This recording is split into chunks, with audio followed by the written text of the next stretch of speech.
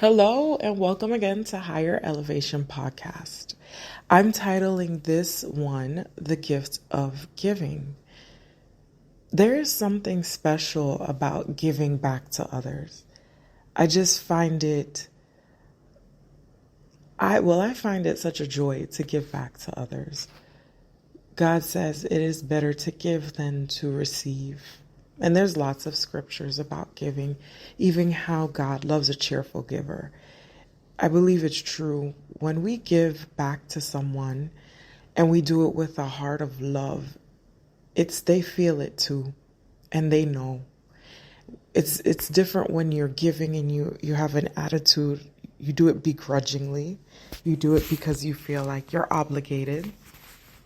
You do it because maybe someone's forcing you to. It's different than when you do it from your heart. When you do it because you really want to give to that person and not for recognition and not for anything, just because you feel led to give. It's a beautiful thing. So I'm ending a very short trip to Jamaica. First time to Jamaica. Beautiful, beautiful island, beautiful people. The food was amazing. Probably gained 5 pounds, but that's okay because I take it all in stride, right? If you come to Jamaica, you have to eat. When you come to any Caribbean island, you're going to eat. So, hey, it comes with the territory and it's all good. So I was able to just give back on this trip. I came with a group, the Phoenix Initiative. I have a good friend. That is her project, her baby, her mission. And it started out of pain. She lost a brother and her father due to improper treatment at the hospital, meaning the care that they should have gotten, they did not receive. And both ended up passing away. And out of her pain, she produced the Phoenix Initiative, right? Out of the pain, she's rising again to make an impact in her country of Jamaica. And I think it's a beautiful, beautiful thing. I think that might be another podcast, right? Out of our pain, what do we produce? We shall see. So out of her pain, she produced this. And there were so many individuals that came together. And I want to tell you a little bit about my friend. She has a very giving heart. She would give the shirt off her back. I think that's why me and her just clicked. And we've been friends ever since because we are very similar in that way. We're both givers. She has a heart of gold. One of the sweetest friends that I have. One of, because I have many genuine, kind friends that God has blessed me with. So she also,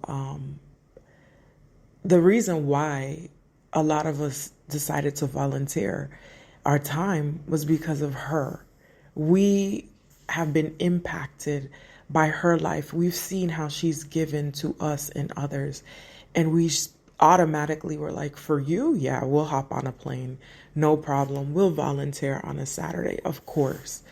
That's also something to think about. When you have planted the seed as a giver, it attracts other givers to you. And it also attracts genuine givers to you. And I take my friend as case in point. So many people came to support her. Doctors, nurses, me as a mental health therapist, we came. And because we also have something inside of us that says give and help others too. I'm full of joy today. Today's my last day. I am leaving this beautiful island, but I will be back. I'm coming with her next year when she comes again to do this event. I believe it's going to be bigger than it was this year. I really do.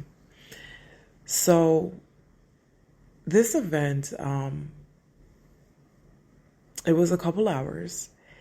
There were doctors and nurses that took blood pressure checks and, for glucose monitoring. They did STI checks and dental exams, eye exams, and just your regular checkups. Beautiful. So many people in the community were seen and was able to get the care they needed, much needed care they needed. And I provided mental health awareness. May is Mental Health Awareness Month. Amazing, amazing. So I was at the table and a few things stood out to me. There was a young man that came up and I was talking to him about mental health and why it's okay to not be okay, but it's not okay to not ask for help, and just my whole little spiel when I do a presentation, person to person, which I love. I love person to person versus a PowerPoint, speaking to a PowerPoint and speaking to an audience. I love one-on-one. So this young man said, yeah, I'm actually depressed. I struggle with depression. And I got happy because I said, thank you for actually speaking out about something you struggle with and not feeling like you have to keep it inside. That's the first step, is saying, this is something that I struggle with or that bothers me. I was really proud of him. And I told him, you have a beautiful smile. Even though he is, I guess, going through depression, he's still smiling through it. And that is something that amazed me too. In the midst of going through something that is maybe dark or sad or maybe has his down days, he's still smiling. And I told him, you have a beautiful smile. Keep smiling through it.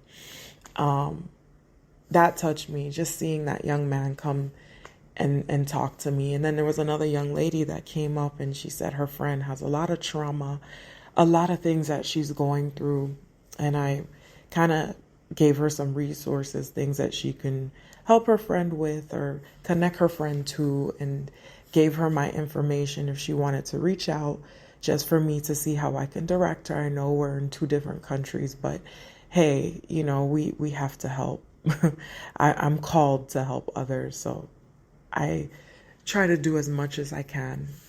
And it just touched my heart. I had like 30 or something people come or more to the table. I made some connections and I'm excited about those two, and see what I can do to give back here as well with those connections. So the gift of giving, folks, giving doesn't have to be this big elaborate thing. Like, you don't have to wait till you have $1 million to give to somebody. Honestly, I have given when I didn't have as much as I wanted to, but I still did because I know that God at times pushes me to give to that person. I've given my time.